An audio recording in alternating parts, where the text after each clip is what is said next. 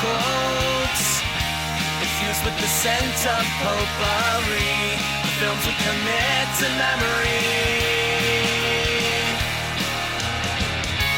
crossing the felt ropes, watching from home on my TV, looking at all my eyes can see. They tell me I view obsessively. Hello and welcome to The Obsessive Viewer. We're a weekly podcast that reviews one or two new release titles every episode with an occasional free-for-all segment at the end that we call Potpourri. You can find more of our work, including my written reviews, full episode show notes, and the complete backlog of our episodes at obsessiveviewer.com. You can also write into the show by emailing me at matt@obsessiveviewer.com. And if you'd like to support us and get access to hundreds of exclusive episodes, you can join our Patreon at patreon.com/obsessiveviewer, where you can get access to content at any of our tier levels on a recurring monthly subscription basis, or you can buy individual collections a la carte in the Patreon shop section. Recently on Patreon, I haven't had that much stuff out there recently. I've been talking about every week, I've been talking about how I'm about to start Bly Manor for Flanagan Fridays, and I promise that's happening. And then I need to get back into Foundation for Sci-Fi Saturdays. And yeah, there's just a bunch of stuff that's been going on with me outside of podcasting, so I haven't been able to do much in terms of Patreon, but I do still have that immediate reaction to The First Omen up there, and plus years and years worth of content in hundreds of episodes. So once again, you can sign up at patreon.com/obsessiveviewer for all of that and a bunch more content. I'm your host, Matt Hurt, and you can find me on social media, which includes Letterboxd at obsessiveviewer. And in our feature review this week, Mike and I will be reviewing the new radio silence horror film Abigail, which opened in theaters last week on April 19th. Then later in the show, I'll be sharing my thoughts on the new movie Sasquatch Sunset, which is also currently in theaters, and I'll be doing that in a non-spoiler secondary review. But before we get to all of that, and before we bring Mike onto the show, I do have some entertainment news items and general housekeeping to do, so I'm doing all of this before I get on the call with Mike to review Abigail. So news before the reviews. I don't have much in terms of entertainment news, but more immediate news for actually local people here. So first, before I get into all of that, this episode is dropping this Thursday on April 25th. And tomorrow, if you're listening to this day of, so on April 26th, I will have a piece on Midwest Film Journal, an essay about James Mangold's 3:10 to Yuma. That's going to be published on Midwest Film Journal as part of their month-long tribute to Russell Crowe that they're calling A Murder of Crows. So my essay will be up there tomorrow if you're listening to this day of. I highly encourage you to read the essay. I'm proud of it. 3:10 to Yuma is one of my favorite westerns. It's just so well done. It's so great. And I'm really proud of that essay. So go check that out, and also check out the rest of the writing for A Murder of Crows, because they are killing it, no pun intended, over at Midwest Film Journal for this particular and all of their essay series, obviously. The couple of other more local news items I want to bring up is that a friend of the show and my friend Nick, he messaged me today, and it was a link to a Can screening. So the Can Theater is a local theater here in Indianapolis. It's kind of it's kind of an independent specialty theater. It's where I saw Seven Samurai a couple of years ago, and I also saw The Conversation there. It's a really cool theater/bistro kind of restaurant combination. It's really cool. They are showing on May 15th. They're showing Dersu Uzala. That's being presented by the IUPUI Arts and Humanities Institute on May 15th. Dersu Uzala is a Kurosawa movie that I have not seen. So now that I'm actually saying that out loud, I need to buy my ticket. So I'm going to buy a ticket and I'm going to go see it because I love Akira Kurosawa's work, and I have not seen Dersu Uzala. So just a heads up that is going to be at the Can Theater on May 15th, and I will be there. So check it out. I'll put a link in the show notes. And then finally, the last piece of news that I have before we get into the episode proper is just to highlight the PopCon Indy 2024. So if you guys heard last week, my friend Brandon Peters was on the show, and we talked a bit about PopCon and the live podcast stage. And so in the interim between that episode and this recording, Brandon has posted the full schedule of the podcast stage. So he wrote, I'm just going to read the blurb from the Brandon Peters Show Facebook page. It says, the 2024 PopCon Indy live podcast stage schedule is all set with a killer lineup to see each day. Make it a part of your day to stop by and take in a live podcast recording. The stage is located between the Championship Darts exhibit and Cosplay Alley, which are near the celebrity photo ops. Consult your maps and schedules for additional info. And he posted the full schedule, and like, it's heavy hitter after each one. It's really cool. So a few highlights. He's got like he's going to be present for a lot of them, I believe. But they're doing a kickoff show Friday, April 26th at 2 p.m. A kickoff show with him, and they also got the Normies on there. They're a YouTube channel that I haven't watched, but I heard one of the Normies on the Brandon Peters Show, and I really enjoyed his insight into movies and stuff. So I'm going to check out their YouTube. And then the Established Facts is there Friday as well. The Established Facts is a podcast that I mingled with when we would do PopCon, and they're really friendly guys. Are really nice people. And then Saturday there's the Brandon Peters Show live. Brandon is also doing a live thing for titled "For the Love of Godzilla" with Jeff Arbuckle from Film Seizure podcast, which I just started listening to and I really enjoy. And then Sunday, Chris Spangle live. Chris Spangle is a friend of the show. The first ever episode of The Obsessive Viewer was recorded on Chris Spangle's equipment. And I think the second episode was too. I'm not sure, but so he's going to be on the podcast stage on Sunday. And then there's going to be at 3 p.m. Poorly Described Movies, The Game with Brandon Peters and Chris Johnson. So that's just a few highlights. That's a few highlights of the podcaster stage. If you're going to be at PopCon, I highly recommend going over there, checking out some podcasts, interacting with it. If it is an interactive show that's going, I should make that clear. And just check it out because there's a lot of really good like local indie podcasts here in Indianapolis that if you have time, just check it out. See what they're all about. I am obviously not going to be on the podcast stage this year. I haven't really done anything with PopCon in the past few years, but I think I might try to get some time on the podcast stage next year because it's been so long since I've done anything like that, and I haven't been to PopCon in several years, and I kind of really want to see just how it's grown, how it's changed, how like the podcast stage in general has evolved. So I definitely just I'm gonna hopefully maybe do that. I'll put a feeler out for like sometime later in the year, and see what I can get done. But anyway, that is all I have before I get into the featured review with Mike. Just once again, check out PopCon Indy if you're in Indianapolis, and also check out the Brandon Peters Show. I was very happy with my chat with Brandon last week, and I highly recommend his show because something I didn't really talk about in the episode was that two things. One, I've known him through the local podcaster scene here, and like he's just a very hard worker. He's just very diligent. He's a presence in the local podcaster scene. So I have a lot of respect for Brandon, and I'm very grateful that he took the time to chat with me about Civil War last week.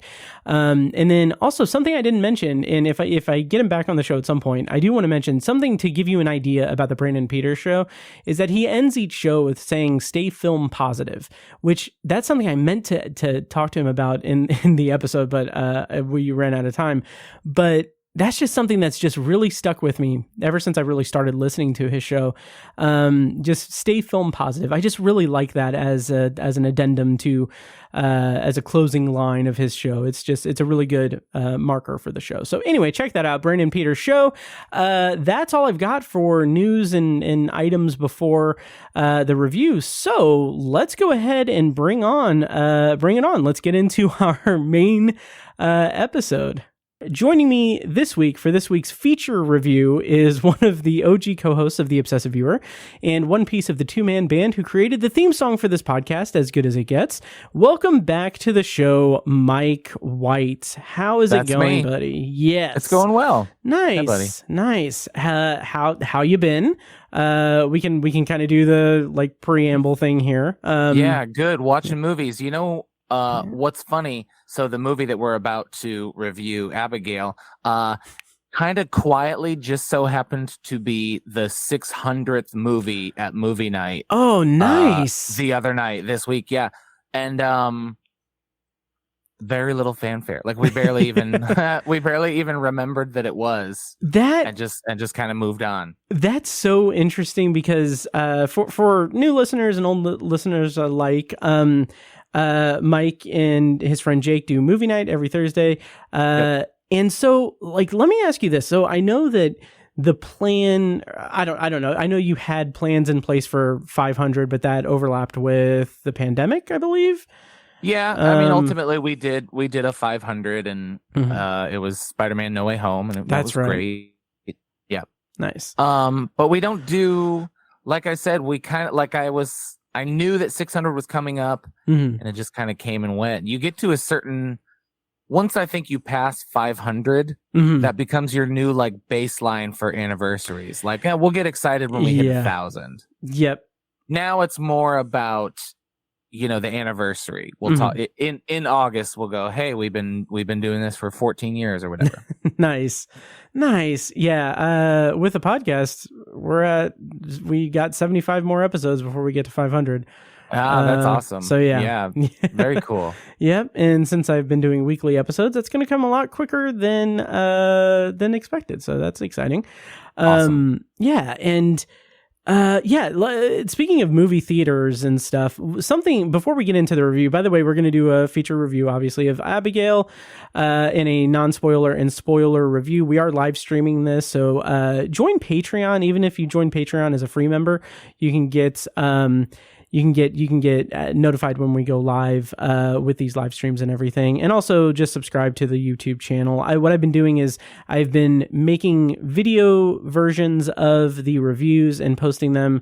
So this review will be posted next Tuesday, or next Monday. I'm sorry. Next Monday. So the primary or the feature review goes up on Monday. The secondary review goes up on Wednesday. And then, but anyway, to get into our review, I want to talk a little bit about the box office. I don't have the stats in front of me or anything, but, it was neck and neck. We're not a box office prognostication show or anything like that. Right. As obsessive as we can be, box office is not really our thing. Exactly. So we don't really do this or anything, but I found it interesting that Abigail was the new release, big ticket new release. And it's just got number 2. It was neck and neck with Civil War. Civil War took the top at the box office, domestic box office, and Abigail was second. And I saw a headline somewhere. I'll dig it up and put it in the show notes of the episode when this goes up on Thursday. But there was a headline saying that is this horror movie fatigue? Is this because Abigail is the type of horror movie that would absolutely destroy in April, pre-summer blockbuster season. Oh, wow. Okay. But there has been just such a wealth of high profile, mainstream, big release, horror movies. Is it a fatigue issue or is Civil War just that good and in high demand? What's your take on it, Mike? I'm formulating it right now, to be honest with you. So So you did, or is Civil War that much better? I think you have to take Civil War out of the equation. Like I'm less concerned that Abigail was number 2 than when you talk about there being a horror fatigue. That it looks like 10 million was the weekend for Abigail, 10.3, compared to Civil War's 11 million. And you referenced a early or a mid-spring kind of a summer kickoff type of horror movie like Abigail usually goes off, like comparable to what? I don't know what examples. I don't have any examples. Like the article just said that it's the type of release, so I don't know if it actually had like any examples. It could have just been talking out of its ass. Interesting. I'd be curious to see, because like I said, or like we said, box office is not generally a thing that we cover. Right. So is 10 million a disappointment? I don't know, because here's the thing, like with I don't know if we should compare it to like Scream or Scream 6, like other Radio Silence movies. Which is easy to do because it's Radio Silence. Yeah, but those are franchises. The production team. Yeah, that doesn't count. Yeah. Gosh, I'm trying to think. I should be more prepared. Well, I kind of just threw this at you. I know. That's an interesting topic, though. Is there a fatigue? Everything like that is cyclical. We've been talking about a comic book movie fatigue for 2-3 plus years. Is it happening to horror? We have still. You and I, and then my friend Jake, who I do movie night with, we've kind of talked about just how fortunate we are to live in a time where there are so many horror movies. In fact, 7 of my current top 10 movies of the year so far are horror movies, because it's just like every week there's a new one coming out. So is there fatigue? Almost certainly, right? Yeah, I would say, probably. Is there mainstream fatigue? Like for the people like John Q moviegoer who totally isn't like seeking out horror, right? Because it's interesting. That's what I'm talking about. Yeah. I am not fatigued. My friend Jake is not fatigued either. But is the mainstream audience? I think so. I don't think that they were. My gauge is always. So anybody who doesn't know, I teach high school. I teach sophomores, 15, 16-year-olds, and they're kind of a good gauge of what the general audience is at the movies. Sure. And they're not interested in Civil War either. Okay, so Evil Dead Rise last year was an April release. Oh, okay. And it made 23.5 million at the box office. Like, so cumulative or opening weekend? No, opening weekend. Okay. Sorry. Okay. Opening you're good. Weekend. And gosh, 10 million. Forgive me here. I am working through these thoughts or this argument. Well, I think there's. Go ahead. No, I was just going to say 10 million. It's interesting because it had a B cinema score, which is, according to IndieWire, it's good for like a horror movie. It's surprisingly good for a horror movie. Yeah. But it's usually not a great indicator of like reaction, because people who are going to the movie theater and like are the ones who are rating it are like they're going to see that movie specifically. But it's interesting to note that like the Ministry of Ungentlemanly Warfare was out this weekend too, and that got, I think, 4th place behind Godzilla X Kong. So kind of interesting. So this is comparable. Renfield, which came out about a year ago at this time, an April release by Universal Pictures, a vampire movie. It also bombed. Oh yeah.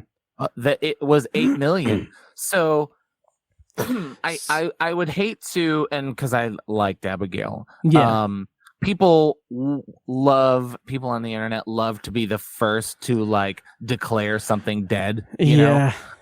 So whoever wrote that article is probably excited to be the first one to say, see, I told you. Yeah. I told you there's horror fatigue. The headline in this IndieWire article is literally horror overkill dooms Abigail as Civil War ekes out narrow second weekend. Right. Come on. Yeah, I think that is... Settle down. Especially when you consider that this is...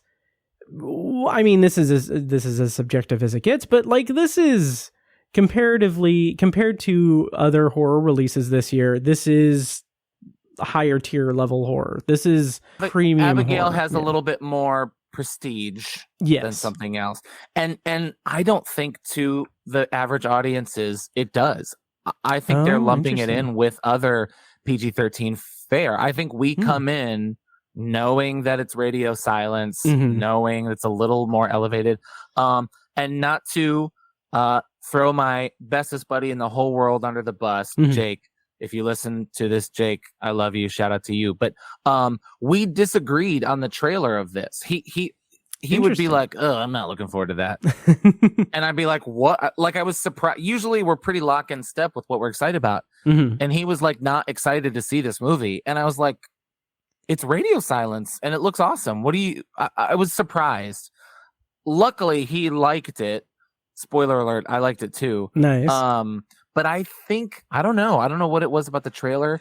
I think that there is also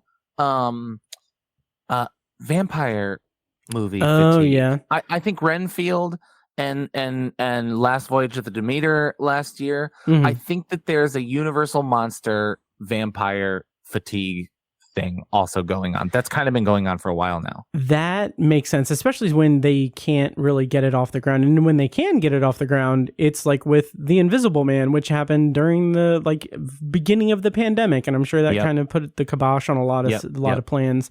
And finally, I also think a lot of people saw this as trying to capitalize on the popularity of Megan. Oh, interesting. Yeah, I can see that. Yes. Oh my god, I didn't even consider that. I agree. I don't think it's anything like Megan. Respect to anybody who liked that movie, but I thought that movie was garbage. And you didn't like Megan? M3 No, again. I really disliked Megan. Interesting. I thought it was fun. For what it was. Yeah.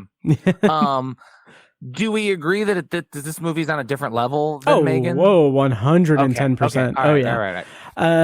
We can get into the actual review Let's review Abigail. Let's do it. And to bring us into this review, of course, we're going to do a non-spoiler and then spoiler review. I'll play a clip from the trailer to transition us over to the spoiler section. Once we do that, or you can check the show notes of the episode. The show notes are available at obsessiveviewer.com/OV425 once this goes live on Thursday.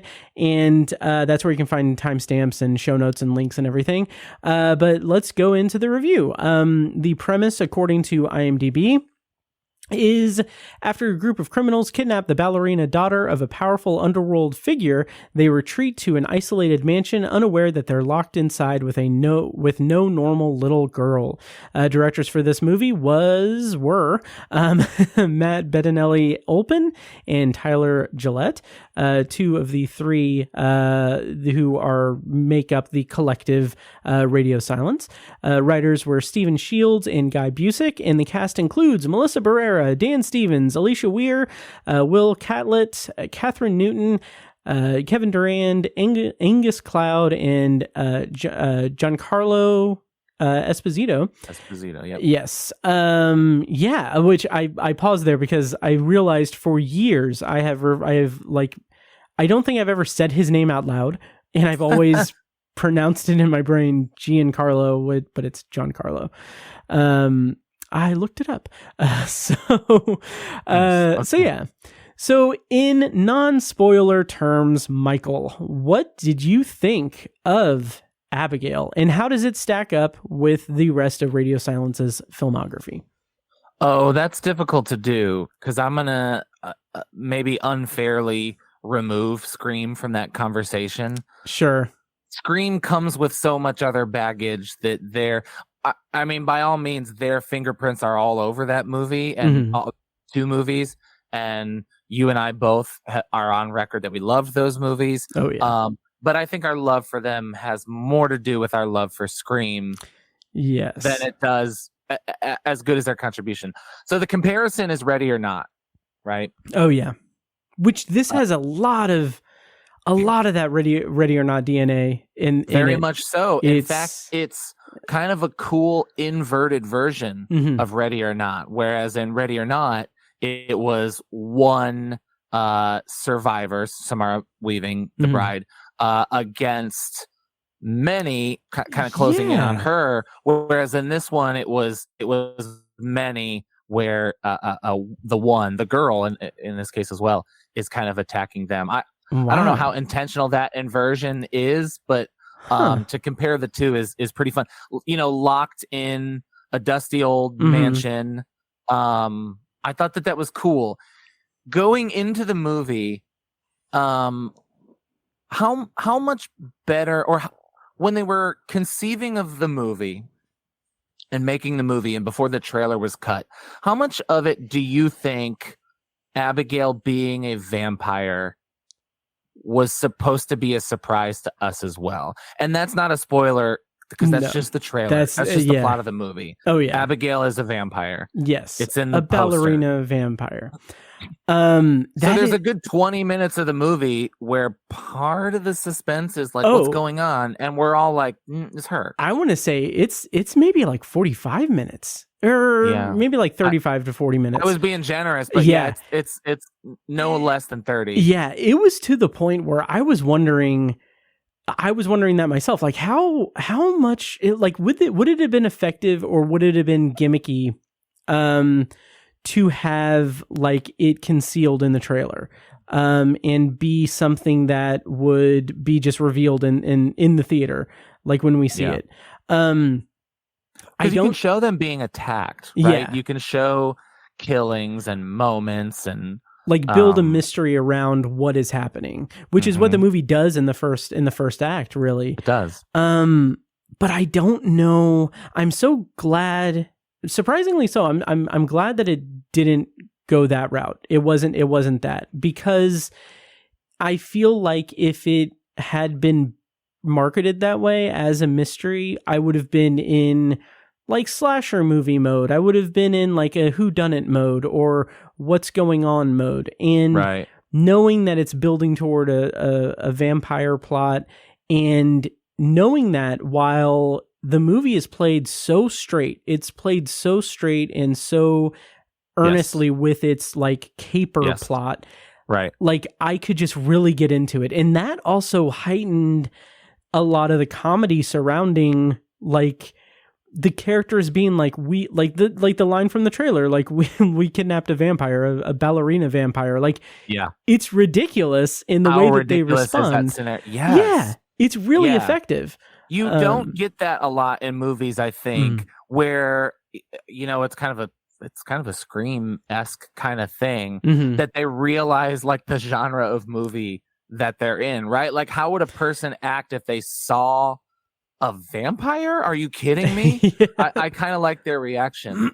Me too. For me, there's kind of two things really to talk about, or at least that kind of highlight my experience. There's the ensemble, and we can talk about that first, and then there's how if you're going into a vampire movie, how does it play with the lore, and how does it play by the rules? I'm super interested in that.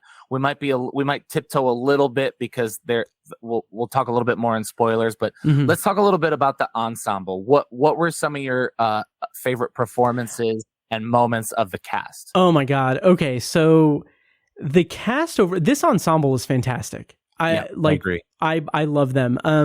Melissa Barrera, I think she's a phenomenal lead for the ensemble in this movie.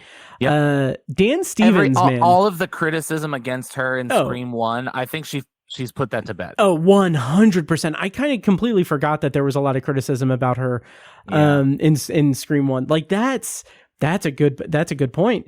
I think she, between and I feel like I understand some of those criticisms from Scream, but like between Scream and then Scream 6 and then now this, like she's grown a lot. Like it's been a really great run for her for these 3 movies.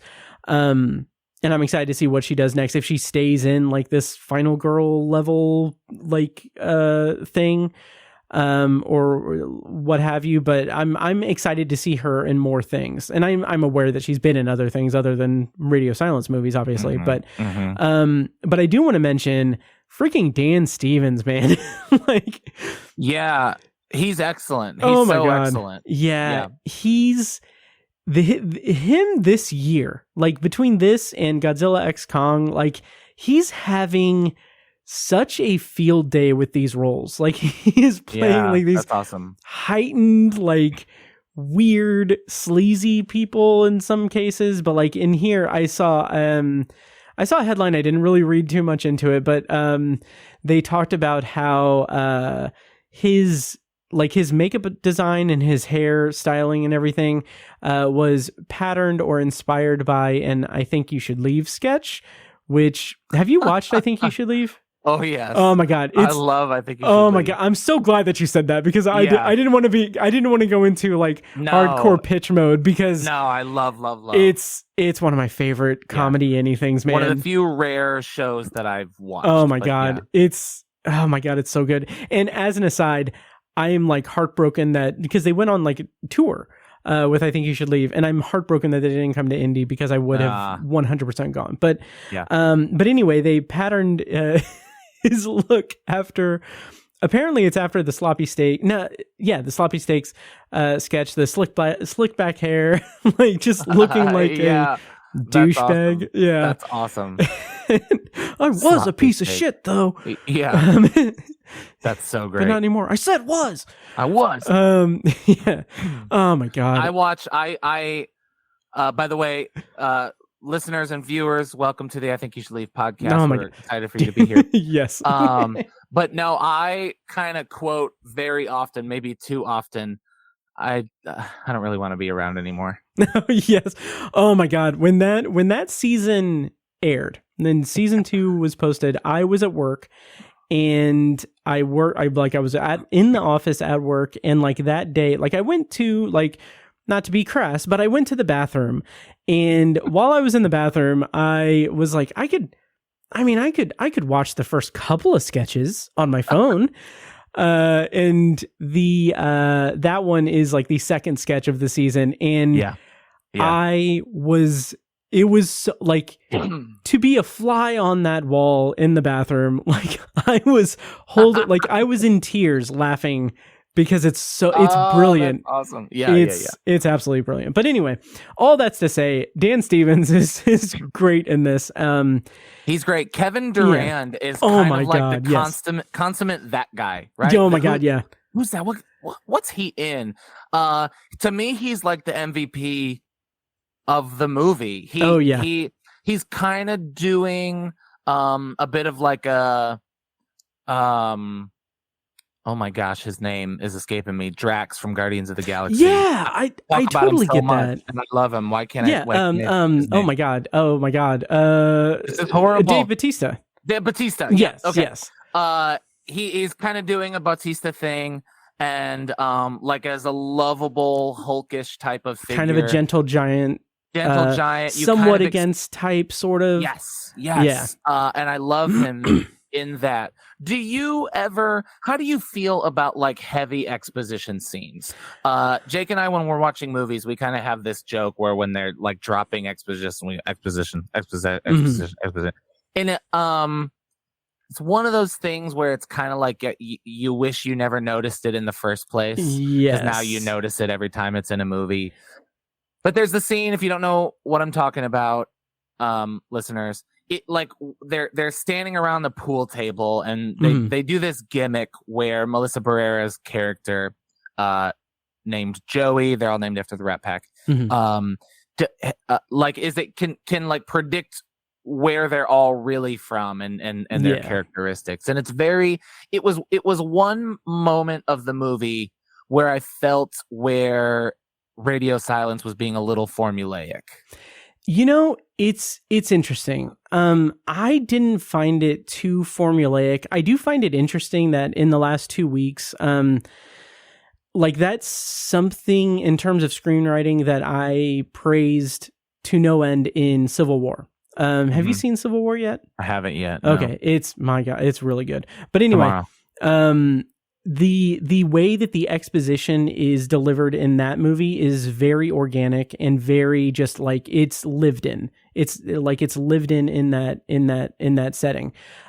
Here, I didn't mind it too much because it is very much a checklist scene. It is a scene where it's like, okay, well, let's like it could have been done worse. I will say that. And I didn't mind the way it was done. When we go into spoilers, I'll kind of expand on how it could have been done so much worse. But I do think that it's a pretty organic way to do it in a structured screenplay sort of cage, basically.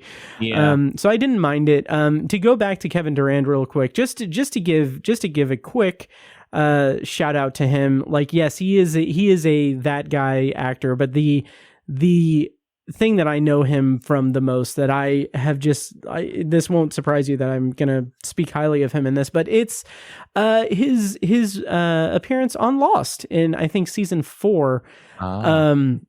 My God, like he plays that like kind of sociopathic, like heavy guy, like hitman, kind of contract killer, military guy. So what I really appreciate about his performance here is that he is obviously built that way and he is showcased that way. He's introduced that way, but there's just such a lovable chemistry between him and Catherine Newton. Like this friendship that forms between them is just so like sweet and it's kind of nice. Which also Catherine Newton, talking about horror comedy, even like Lisa Frankenstein and this, like obviously she's like, she's been in tons of stuff. I really love this ensemble, man. Yeah, it's great. And then so opposite the ensemble is Alicia Weir as the titular Abigail, who kind of has two things to do in the movie. For the first 30-ish minutes, she's just kind of this young, innocent, kidnapped little girl. Yep. How did you feel about her performance there, especially in that beginning part? Because it is clearly like setting up toward the vampire reveal and everything. So she's playing it very sweet. I don't know. How'd you feel about that performance in the first act? Good. She's really good. It feels like setup. Those are the scenes I wondered most. Like her performances are the ones I wondered most, where when they wrote the script and maybe even filmed those scenes, were they thinking that this is going to be a twist, a second act twist? I think ultimately not. I mean, most of the movie, she's a vampire. It's all over the posters. You just know that she is.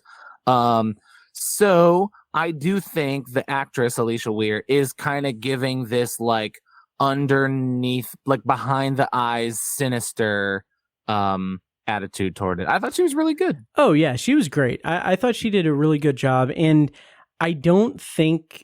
it's interesting because I don't really think that it was filmed with that kind of second act twist in mind. I don't think that the first act was really written for a twist change up. And by that, right, I mean because specifically like her first scene with Joey, like the first thing she says is she's asking personal questions. She's acting very like scared and everything, and that's something that I didn't connect, like with vampire lore. I didn't connect the whole glamour thing, the whole like mind control sort of power that they have. I didn't connect that until it was referenced like later in the movie. And I was just like, damn, that's some pretty solid just like groundwork for that, because it's not too on the nose. It's not too much like, she's it's more like she's getting into their minds Yes. in a way that would be it's a kidnapped seductive, person. and I don't mean for that to sound gross. Right. But they're definitely like, at least Joey wants to be a caretaker. Yeah. Like the first scene with her and Joey where she asks her name and then asks her son's name and asks if she has a son and everything. Like going into the movie knowing that it's a vampire movie, I did not connect that with vampire stuff. I connected that with young girl is being held captive by a group of people. She wants to humanize herself. She wants to forge a connection, and like even to the point where she is guessing her son's name. So stick a pin in this for spoilers. Yes, but yes. I had thoughts during this scene that we'll save. So Act 2 begins, and it kind of goes, I was gonna say off the rails, but that's not true, because that has a negative connotation. Just all hell breaks loose. Yeah. Right. Yeah. She is out of the cage, and people start dying. What do you think of the gore effects? Oh my God. Like it's so, this is kind of interesting. And this is going to be an interesting kind of thought exercise, but had this movie been made 2 years ago, 3 years ago, even, like this could have been I could see them making this movie during like when shit was hitting the fan with the pandemic, and because it's an enclosed space, an ensemble, but I don't know that they would have been able to get as visceral as they did with the gore in those confines, in those with those restrictions. The level of horror and that kind of, I don't know if I would even call it like a signature radio silence bloodbath sort of thing, but like just the way that blood is utilized in this is gross and awesome, and it's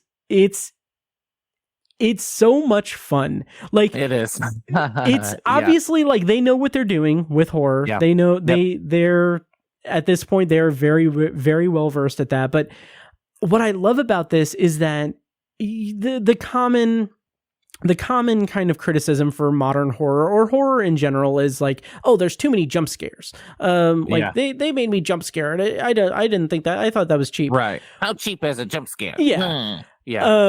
What I love is that the jump scares in this is just gore. It's just gore stuff, and like it is so freaking effective. A couple of times. Yeah. Yes. Yeah, they definitely have a signature move. In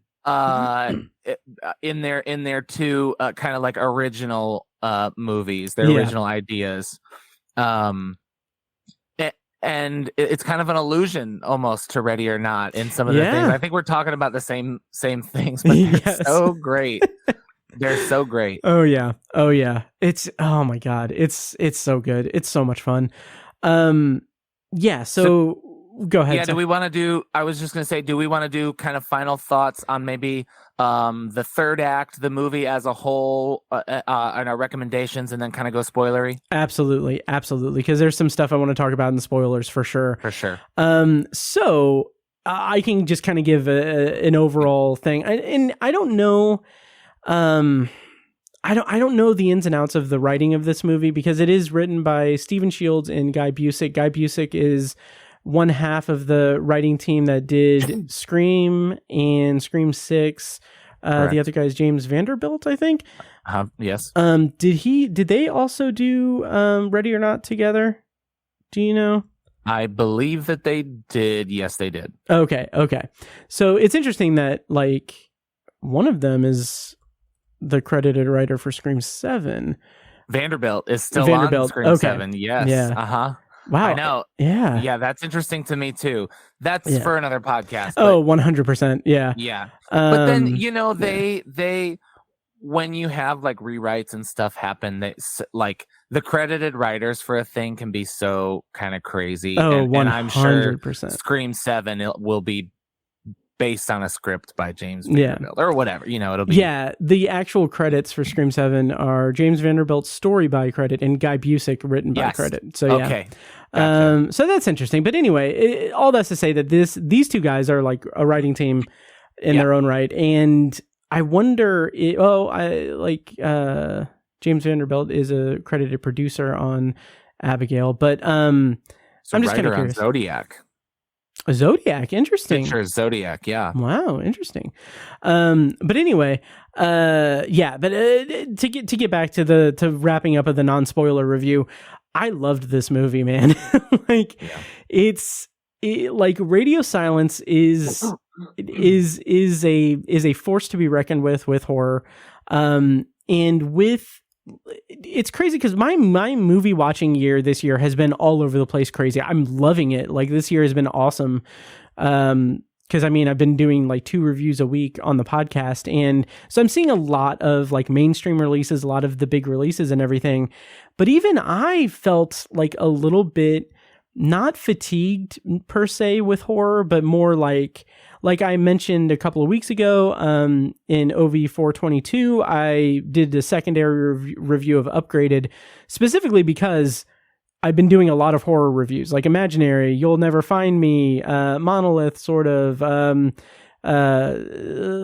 bunch of stuff. So it's good that even with me wanting to take somewhat of a break from horror, like a self-imposed break, that this can come out and just completely just pull me in and make me not even think about the other movies.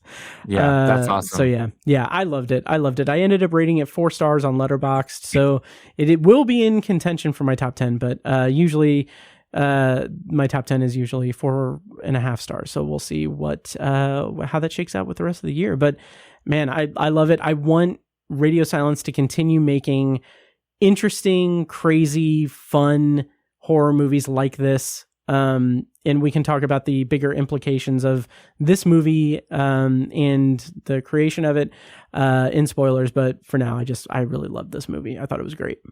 Yeah, I agree with you. I kind of had a very similar experience. I don't feel the fatigue as much. Mm-hmm. I'm definitely I am up for a horror buffet, and so I tend to, like, when I watch so much garbage horror, that when you get one that's genuinely good, it's really a treat. And this is one of the genuinely good ones. It was made with care and intention and purpose. I think the directors, the writers, I think the entire cast was excited about making something original, with an asterisk on original. Right. And something interesting and something fun. It's made with care, and it's well acted and well performed. I talked earlier about the 2 things that really stuck out to me were the ensemble, which I thought were pretty effective, and then the vampire lore. And I'm really kind of developing this love affair lately with vampires and vampire lore. Renfield and Last Voyage of the Demeter last year were not great movies, but I really loved the vampire lore and the respect to vampire legend. And I recently watched Bram Stoker's Dracula a couple years ago, Brian De Palma, a couple weeks ago, excuse me. And I love it. So I'm kind of like checking off boxes, like, okay, this is a vampire movie.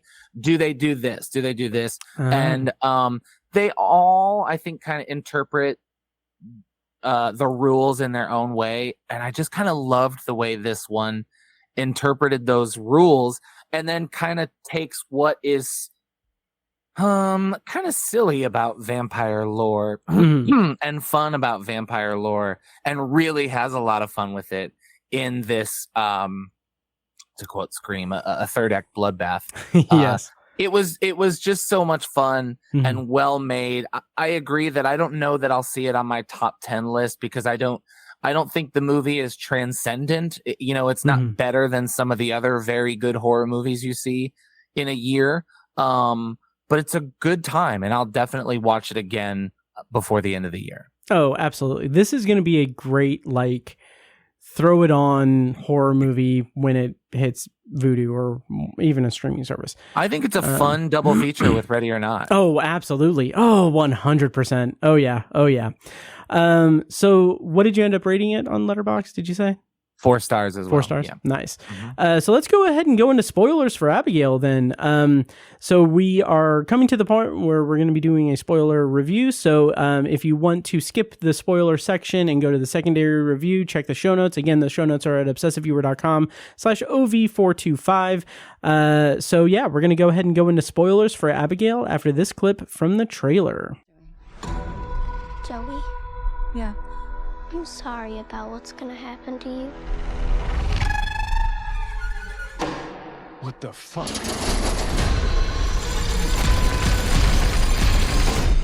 Shit, we gotta get out of here. I think she knows something. Guys. Guys?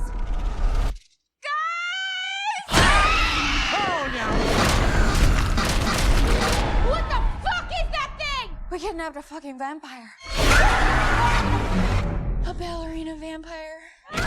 All right, so spoilers on for Abigail. Mike, there's a bunch of different things that I want to talk about with this. Yeah. Where do you want to start?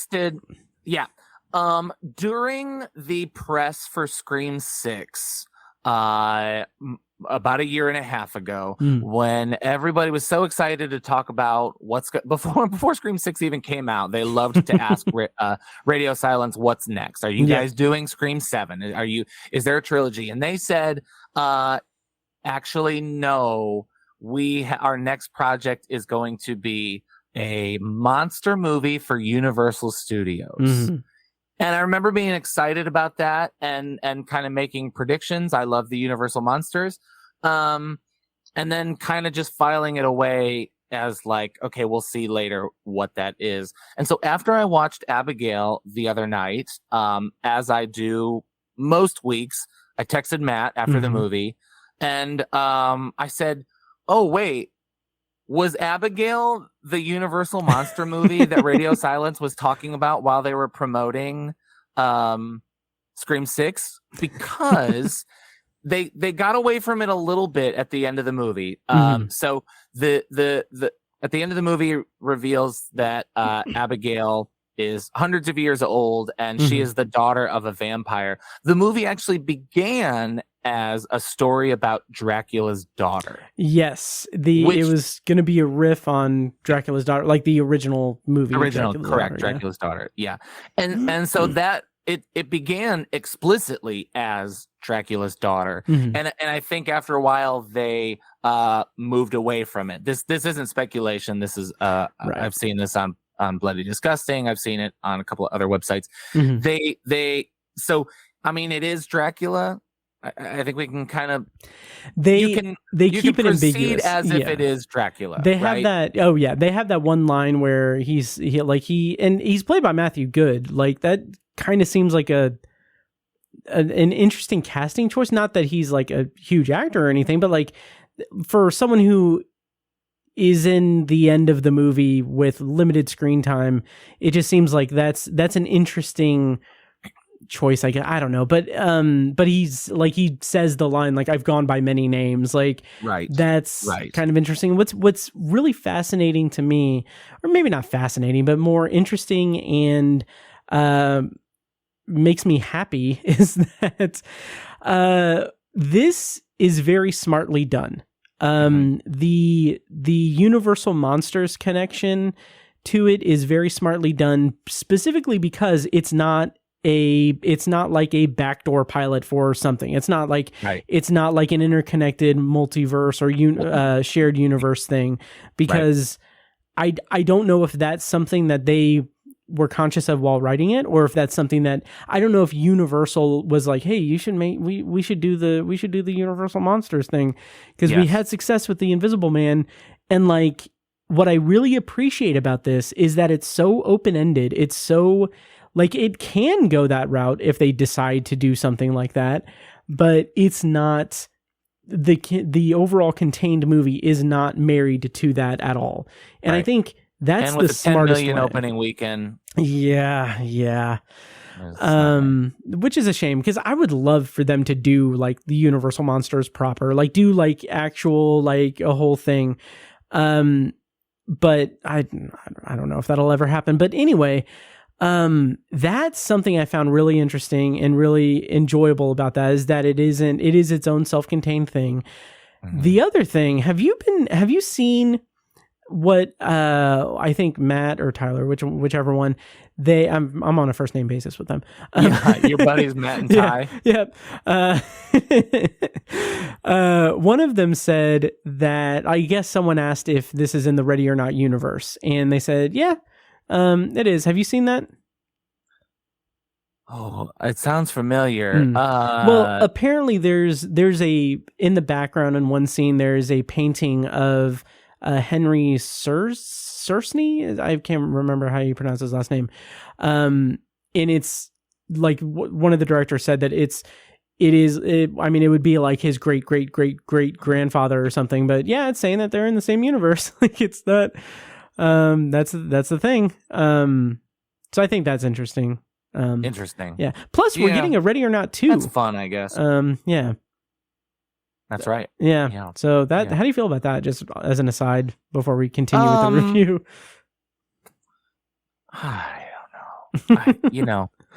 I trust them because I like them a lot, but file that under movies I didn't think needed a sequel. Same. Whatever. But yeah. So we talked in our non-spoiler section about that early scene where Joey and Abigail are kind of talking in the room. That was when was there a point where you started to suspect that she was like hundreds of years old? No, that's actually interesting because I didn't even really consider that.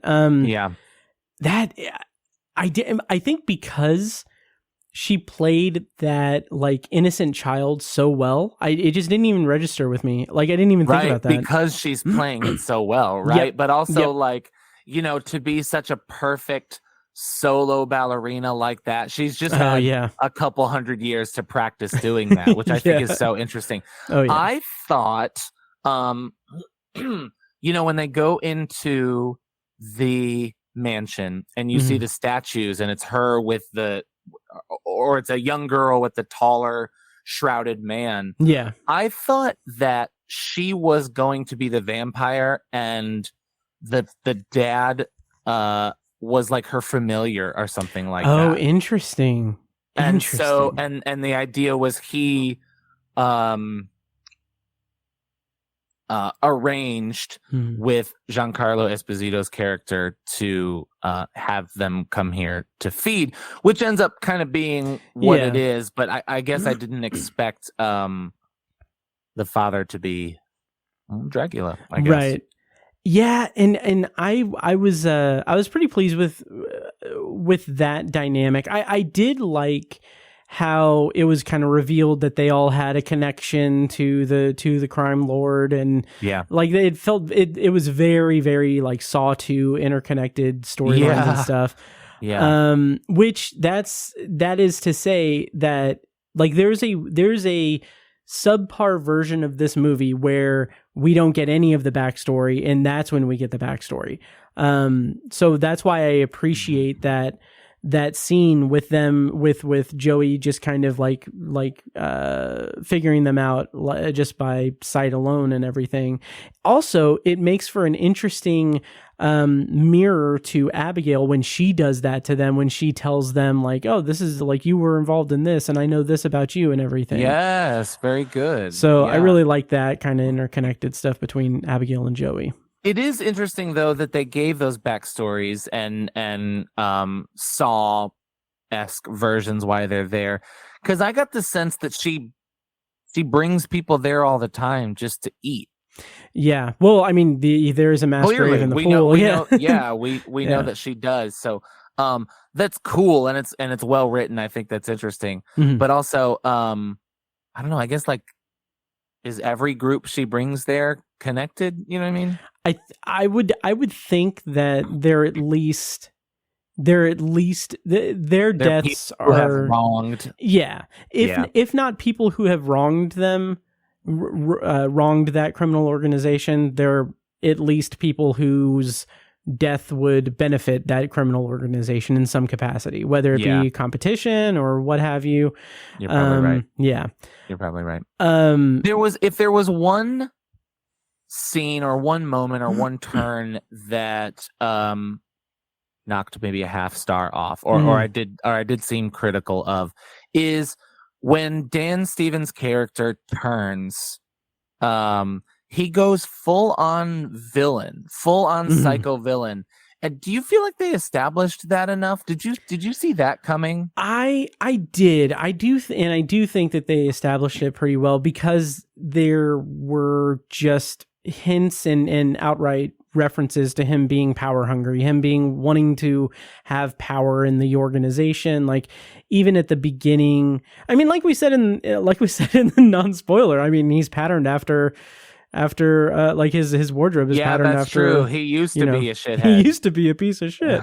But yeah, and also with the backstory being about him being a corrupt cop who is now working as a professional, like, criminal, like, it's painting, like, and he also has this energy of like take charge and dickheadedness, which I think Dan Stevens does incredibly well in this movie. Like, his performance is fantastic. But did you think when they took Abigail at the beginning that they were setting up him, like, his injury? I thought it was like, oh, this is how they're going to find out she's a vampire, because he got bitten on the hand. But I don't think he was. There was probably something else. Oh, no, she stabs him with a pencil.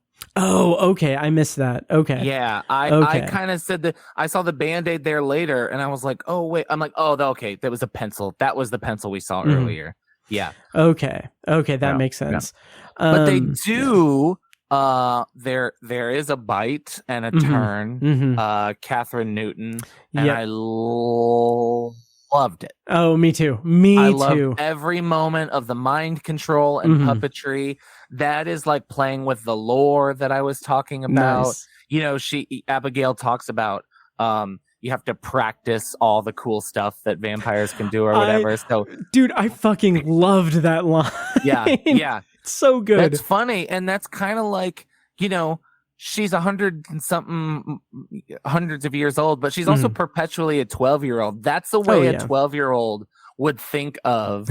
Yes. You know, being a vampire is learning the cool stuff or whatever. Oh yeah. And so it's cool that she has that power and you know, is able to again seduce, I think is the vampire influence there. Yeah. Right. Yeah. What'd you think of the choreography and everything? Because like with the ballet stuff, like, I feel like that was not overused at all. Like, this whole movie, top to bottom, is paced incredibly well, and the change ups in the plot, the different things that happen at different intervals, like, those work so well because it's structured so well. So that's what I think about it. How'd you feel about the choreography and the more crazy violence? And we have a new viewer in the chat. We are in spoilers for Abigail, so go ahead. Yeah, I mean, I agree with you. I loved all of it. I thought her using ballerina kung fu is again it all came off as like practiced. Like, she's been doing this, not just that she has these super strength powers and can fly and whatever. She also has just been doing this for a long time. I also didn't feel like, you know, I think the easy comparison was that it looked like Megan, right? This young girl, evil girl who also does a dance. Yeah, I just even feel gross saying that, but I mean, that's what Megan was. Yeah. And, it's not, Abigail doesn't rely on that. It's really not that. It's not a ballerina vampire movie. Right. You know what I mean? Whereas Megan, like, is what it is. Yeah. Oh yeah. And Abigail, I feel like, is more. Oh, 100%. And the kind of we can get kind of in the final act of the movie, that turn with Dan Stevens, I do. What I find interesting is like turning things around, having like Catherine Newton and Dan Stevens characters both being like kind of alternate villains in a sense. That's so like that's very smartly written because we need that from the movie, but also also when the main crux of like the emotion of the movie is Joey and her son and her forming this like bond with Abigail, like that's such a narrow, like a small needle to thread in this, and I think they did it incredibly well. I think so too. Yeah, it was because like. She's still violent. Like Abigail's still violent. She's still a threat. She's still scary. But that bond between her and Joey is really strong, and I like that. And in light of like turning like Catherine Newton and Dan Stevens as bigger villains in a sense. Well, I mean, Catherine Newton was controlled by her, so Catherine Newton, not so much. But you have to have in a vampire movie, it becomes a thing where your main characters are dealing with their friends turning into vampires. I mean, that's part of the lore that is that's stock, that's stereotype. You have to do that. You expect it, you want it. Yeah, absolutely. The gore that we were talking about. Oh my god, yes. Is when they're touched by sunlight, instead of like burning or melting, they just explode. They do the ready or not thing. They just explode. Yeah. It's amazing. It's just so awesome. And I feel like I've seen that before. I've seen that in it's been so long since I've seen True Blood, and I only saw like a season or two of it, but I feel like that's the type of sunlight thing that happens in that. Gotcha. But this was just like the bloodbath aspect of it, like literal bloodbath, like just like that's the other thing with Ready or Not in this. It's just like having the final girl being just covered in blood at the end of the movie is just so like it's so much fun. I don't know, it's really cool. Yeah, it's the escape through the birth canal. It's coming out the other side, reborn. Yep. Covered in viscera. Yep. And I also had vibes of The Descent at the end when she's in the car. I mean, talk about coming out of birth canal. Yeah. Exactly. Absolutely. Yep. Yeah. Just really, really great stuff. I'm thinking I can't wait to do like a double feature of this and Ready or Not now. Yeah, for sure. So good. Anything else in spoilers for Abigail? I don't think so. Nice. Yeah, that is about it. So that is our review of Abigail. That's it for this review. Like this is the You want to do review. rapid fire potpourri? Yeah, absolutely. I don't have anything, but that's like, since we'll be going on to the secondary review here shortly, let's bid adieu to Mike with a rapid fire potpourri section for him to cover us in the blood of his viewing. That's weird. Okay. Sure. Yeah. So I watched 2004's Euro Trip. Okay.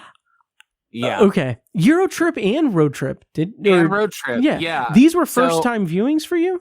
No. Okay.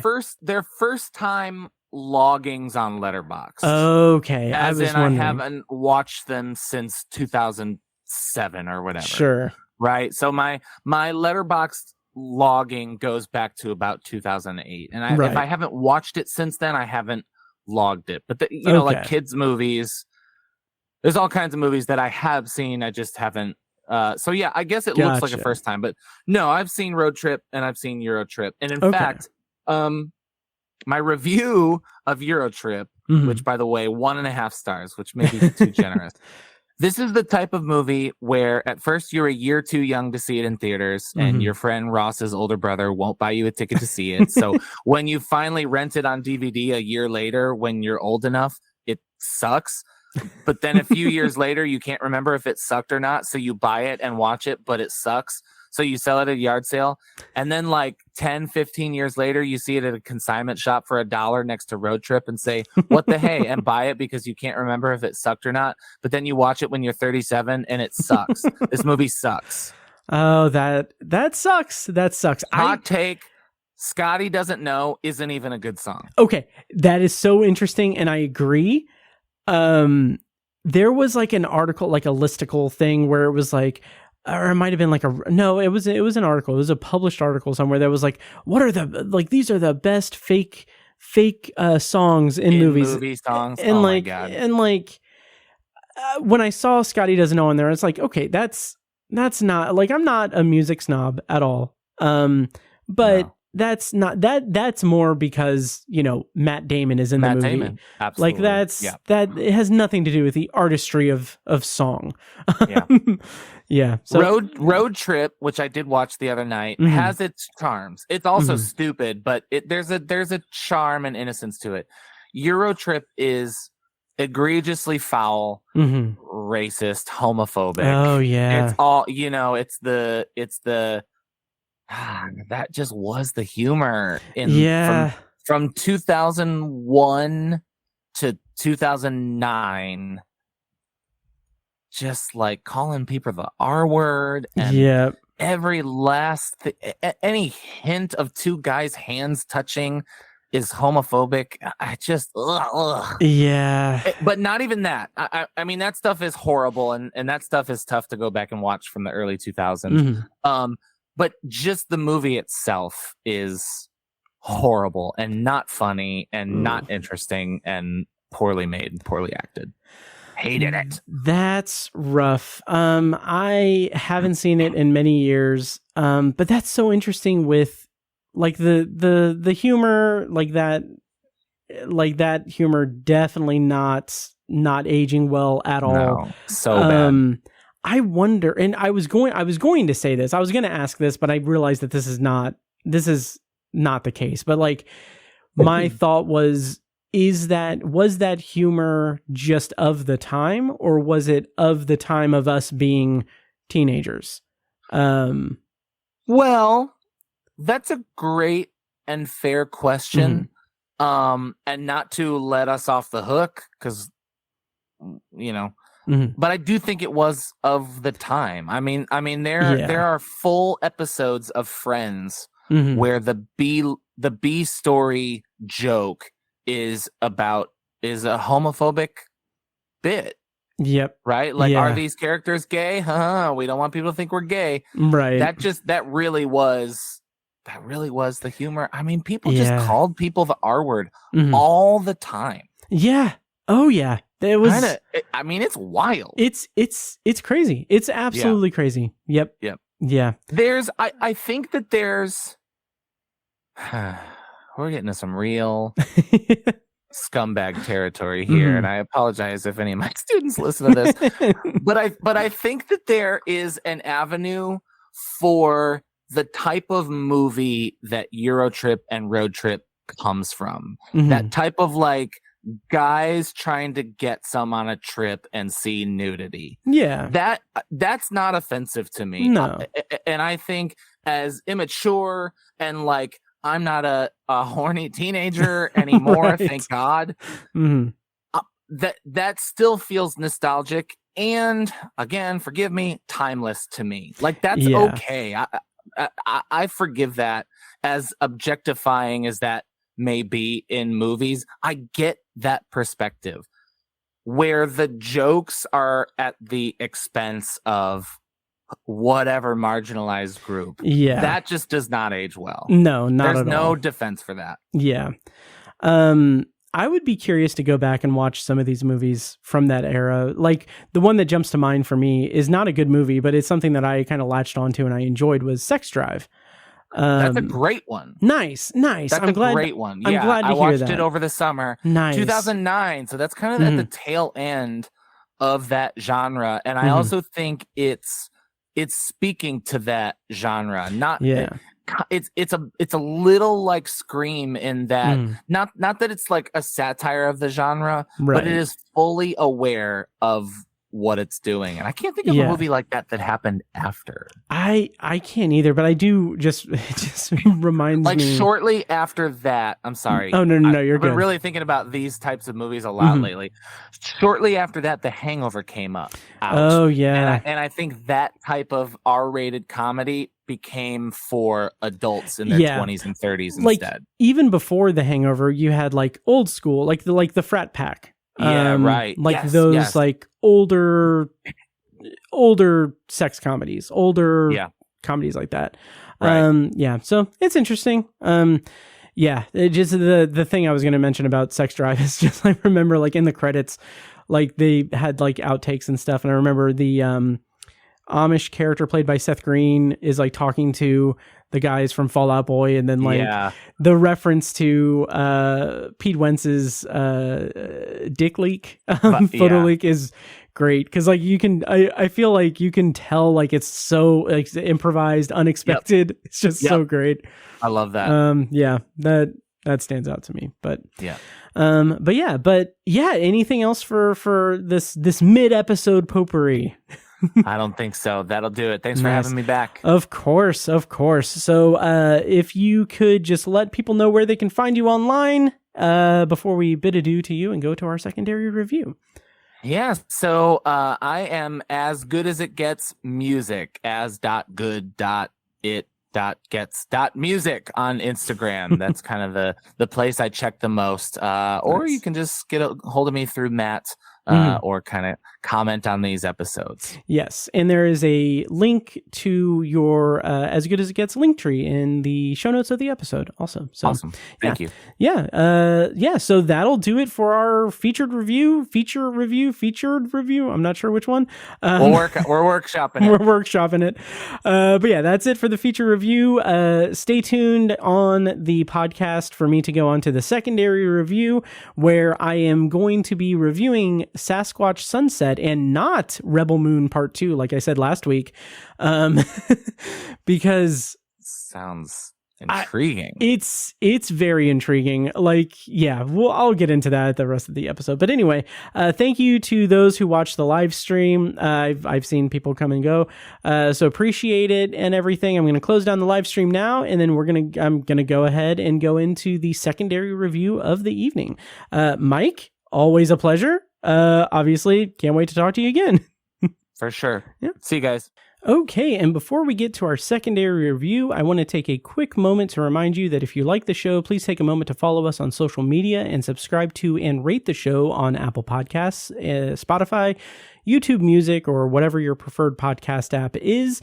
And don't forget to subscribe to the Obsessive Viewer Podcast's YouTube channel as well, where I'm posting more and more videos and live streams of podcasts. And now, back to the show. They tell me I view obsessively. And now we're here with the secondary review. I am here flying solo for a secondary review of Sasquatch Sunset, which is currently in theaters. I'm going to do a non-spoiler review because I frankly don't know how long this review is going to be because I don't have much to say about it, but we'll soldier on through here. A quick note about this is that I originally planned to review Rebel Moon Part 2, The Scargiver, the second part of Zack Snyder's dumb shit Seven Samurai.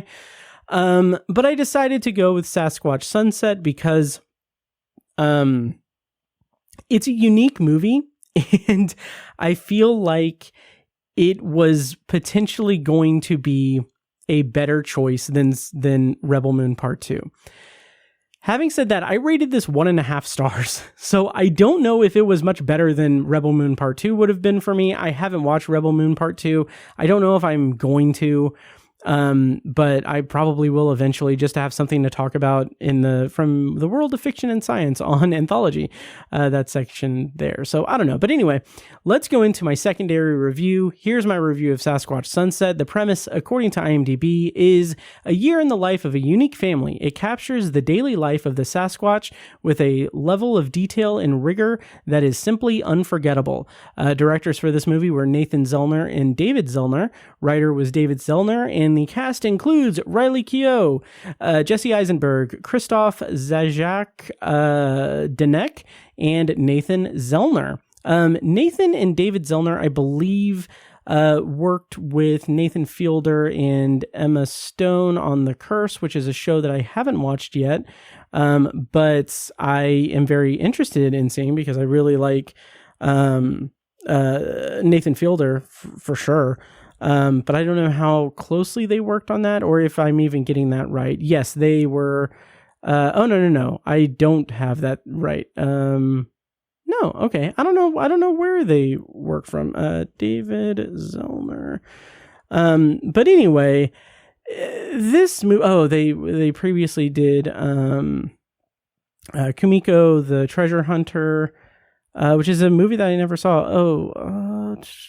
I don't know. I thought that maybe I'm wrong. I don't know. I'm sorry, you guys. So, but this movie. Oh, okay. Yes, they did direct at least one episode of The Curse. 3 episodes. 3 episodes of The Curse were directed by at least one of the Zellners. So, okay. Let's stop spinning my wheels here. And let's get into this movie. So it is a unique movie in that it is completely from the perspective of Sasquatches. It's a family of 5 or 4. I don't know the cast. I just read 4 people. They don't have names since they're Sasquatches. They only speak in grunts and body language. And that is where I find this to be an interesting movie because it is capable of eliciting some emotion out of you, because you have this strictly body language, nonverbal storytelling, which I think is really interestingly done in this movie. Everything else, the concept of it is interesting. That's what I'm trying to say, is that the concept of it is interesting. Everything else around it, the execution of it, is far less interesting. I will say that the movie opens with just like clips of them. The movie is centered, like the narrative structure of it is 1 year with this family of Sasquatch. It's segmented by season, so I think it starts spring, summer, fall, winter. And it's just them going along, trying like migrate. I don't know if it's technically migrating, but like they're moving, they're leaving, they're finding different things in the woods, and there is no there is a level of thrilling aspects to it that make it a little bit more digestible than it would if it was just a straight like comedy, because it is kind of marketed as a comedy. It is like this weird comedy where, like, one of the opening scenes, what I was getting at was that there's a bunch of clips of this family, the various members of this family. And it's like this kind of documentarian approach, this documentary style approach where we're in the camera and we're watching them just exist in the woods, in wilderness. And then that is punctuated, like after the title screen or the title card of the movie, it's punctuated by just like just 2 of them just going at it, having just very aggressive sex and grunting aggressively. I forgot to play a clip from the trailer in the recording, but let me actually go ahead and play a clip from the trailer. So here's a clip from the trailer for Sasquatch Sunset, and then I'll talk about it.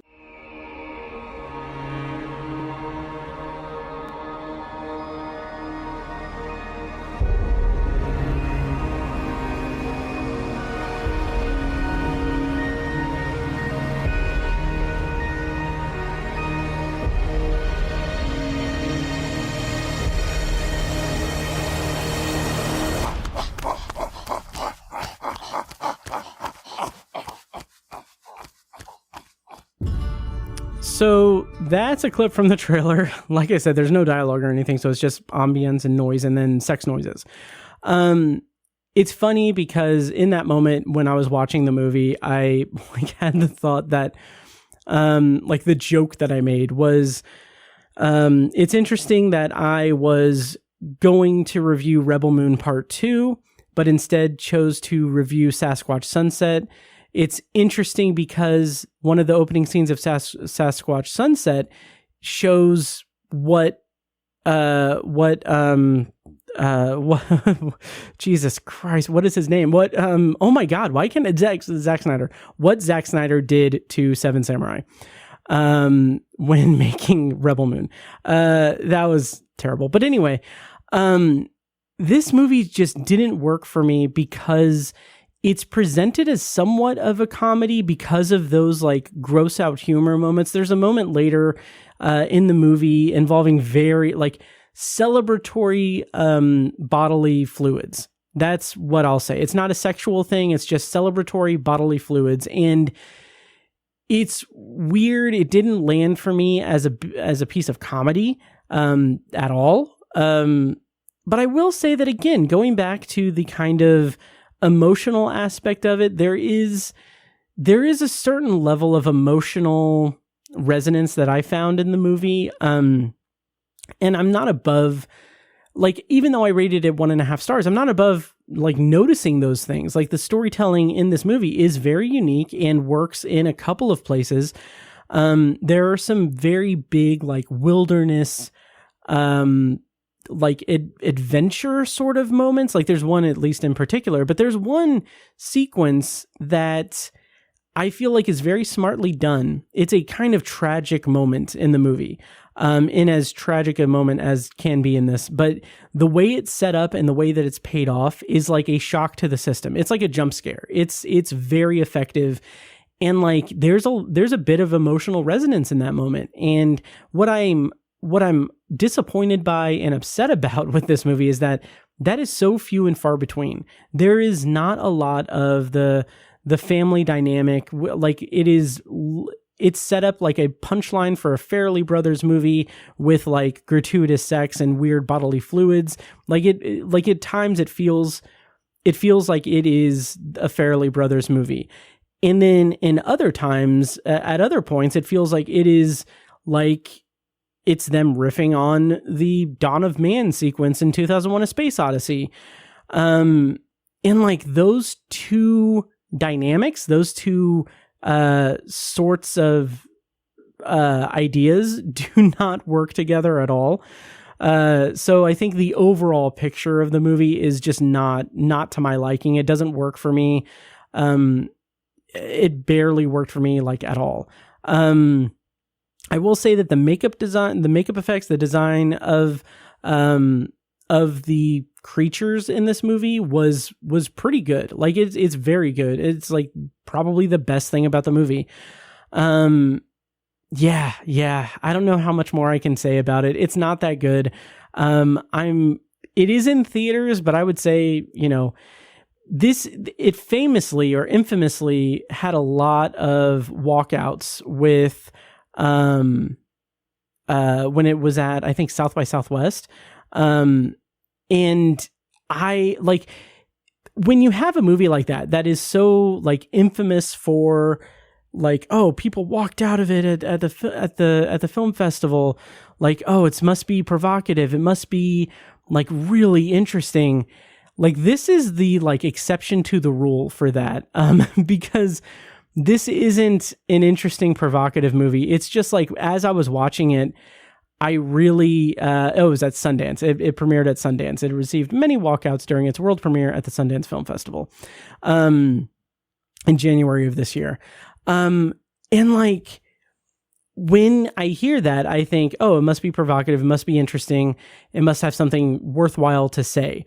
But like within probably 5 to 10 minutes of this movie, I just thought, oh, I get it. Like, I totally get it.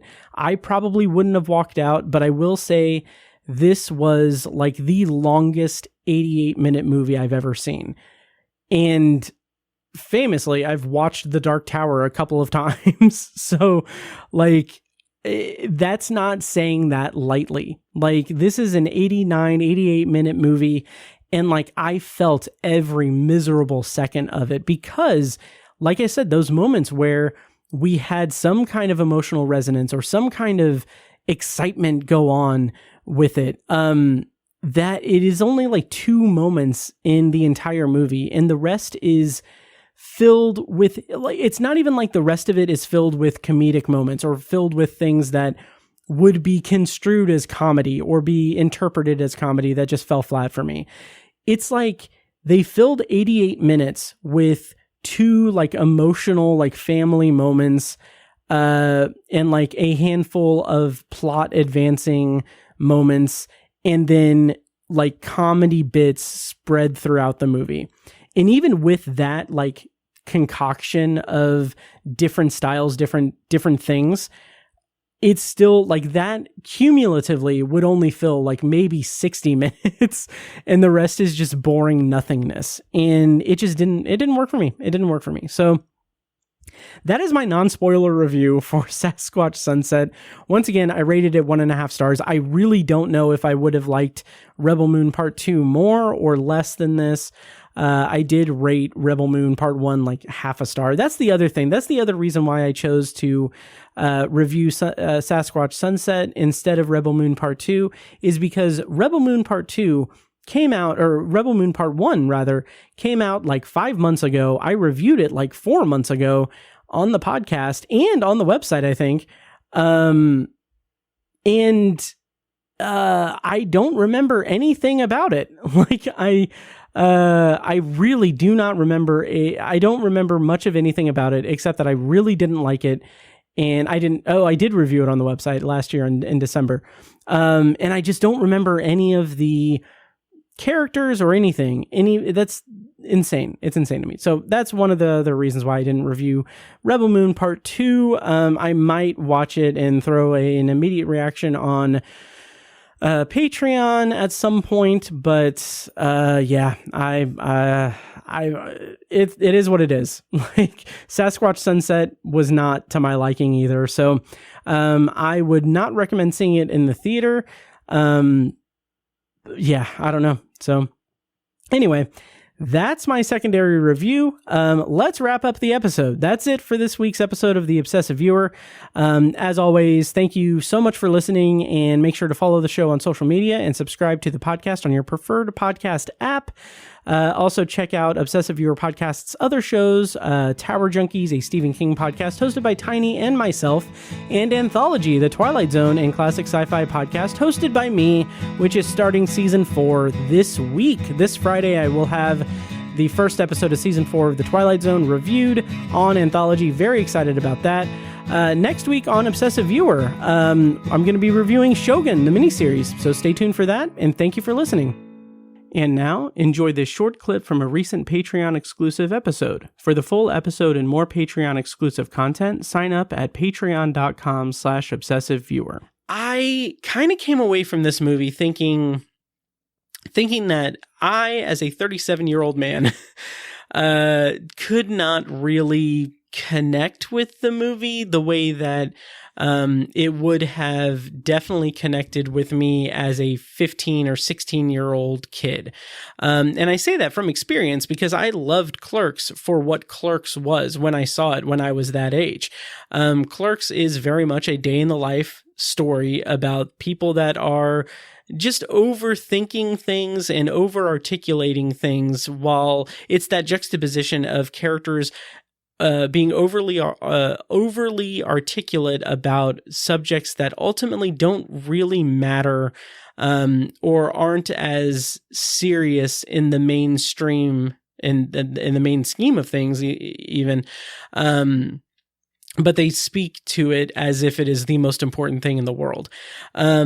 That is something that I gravitated toward when I was in my late teens, early 20s, because I think that was an interesting road in. Like, I'm talking specifically about Clerks. It was an interesting road into. Thank you for listening to the Obsessive Viewer podcast. This episode was produced and edited by me, Matt Hurt. If you have feedback, thoughts on our episodes, or just want to connect, you can email me at matt@obsessiveviewer.com. For more information on this show, including a full archive of our episodes and show notes, visit obsessiveviewer.com. And if you enjoyed the show, please give us a follow on social media and subscribe to us on your podcast app of choice so you never miss an episode. Also, consider rating and reviewing the show on Apple Podcasts, Spotify, and Audible to help increase our visibility and grow our community. If you want to support the show and get early access to new episodes, as well as a steady stream of exclusive episodes, you can join our Patreon at patreon.com/obsessiveviewer. For information on more podcasts presented by obsessiveviewer.com, visit obsessiveviewer.com/podcasts. Our theme song is A Little Mad Sometimes by As Good As It Gets. For more of their music, check them out on Spotify and at asgoodasitgetsmusic.com. Thank you so much for listening, and we'll see you in the next episode.